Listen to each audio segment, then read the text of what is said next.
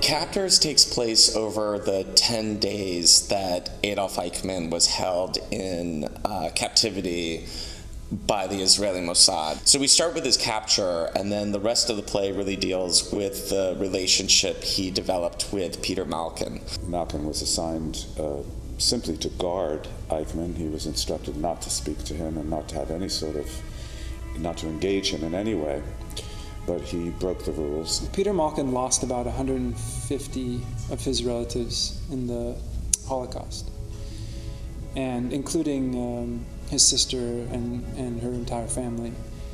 But he's not immune to the fact that Eichmann is a human being, and that is enormously complicating for a person who has such a strong sense of vengeance. But you know what else is a joke? Convincing that ex-Nazi who's kept himself hidden for 15 years to consent to his own trial in Israel willingly. They needed his signature on a piece of paper. It was a consent form. I consent to leave Argentina and go to Israel and have my story be told. Because if they didn't get that signature on that piece of paper, they could get him into Israel, but Germany or Argentina could have demanded that he be extradited back to the country.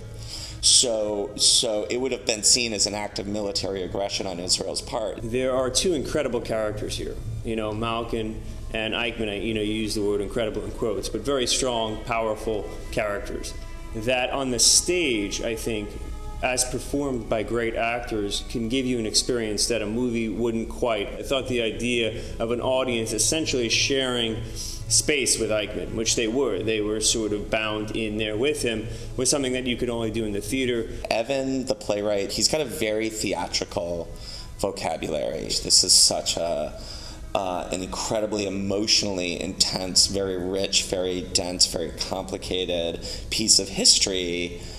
And then I read the play, and it's got such a thrilling sense of movement and momentum. Sometimes things are actually happening. Sometimes things are being remembered.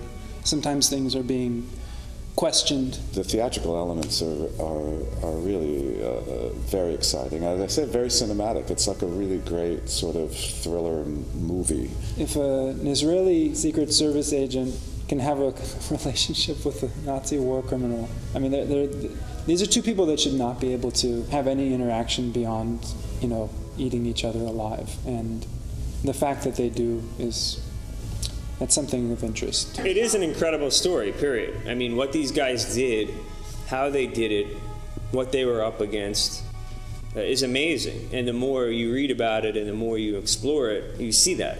It's actually about making sure this story gets heard in the way we're telling it by as many people as possible. People should know about the capture of Eichmann. They should know what motivated that man. They should see how simple and how frighteningly human that man was, because that's what's terrifying. And so I think the play is a reminder that this man was a human, a simple guy who became a very complicated, very evil guy.